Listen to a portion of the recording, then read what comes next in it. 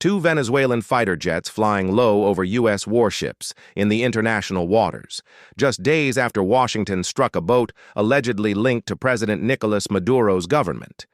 Could it be that Venezuela is ready to humiliate the United States? And most importantly, can that really happen? On the surface, the optics look bold.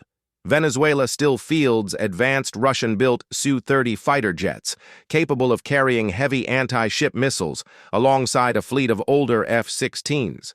On land, its skies are guarded by one of the heaviest air defense networks in Latin America, from the long-range S-300 systems to the Buck medium-range batteries.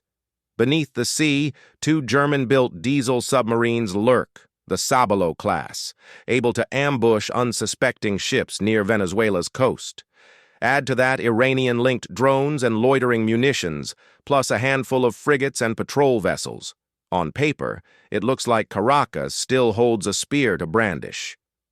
But the U.S. arsenal is on an entirely different scale.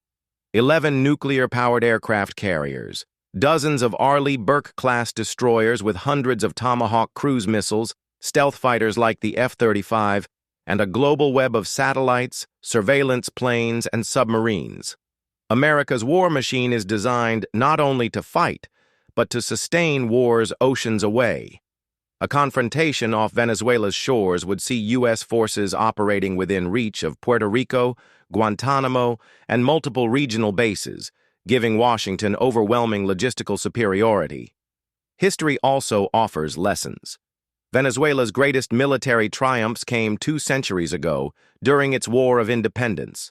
Battles like Carabobo in 1821, when Simón Bolívar's forces broke Spain's grip. In the modern era, however, Venezuela has little experience in conventional warfare against a major power.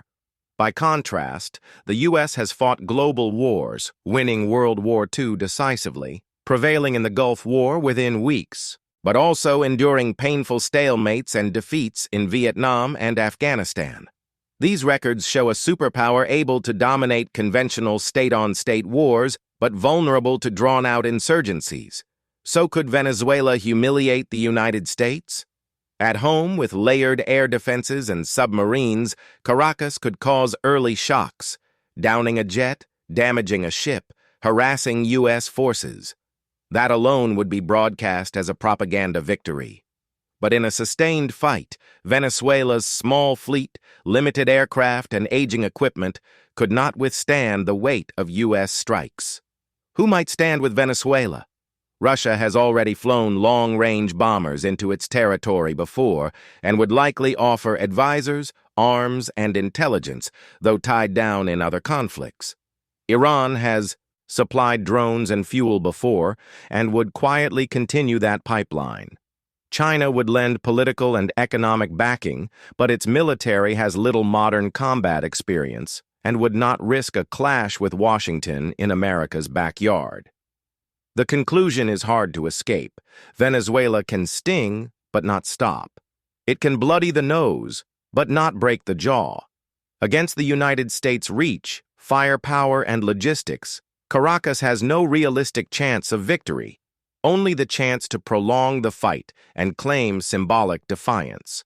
And in modern warfare, sometimes even symbolism is a weapon. In addition to the military capabilities, let's not forget the economic elements of this conflict. Venezuela's economy has been in turmoil for years, heavily reliant on oil exports, yet facing sanctions and logistical challenges. The economic strain further limits Venezuela's ability to sustain any prolonged military engagement. While military confrontation is the most visible form of conflict, economic warfare can be just as devastating. Sanctions, trade embargoes, and financial isolation can cripple a nation's fighting spirit. With Venezuela's battered economy, the ripple effect of these challenges will inevitably spread to its military operations. In such a complex geopolitical landscape, alliances and partnerships can shift the balance.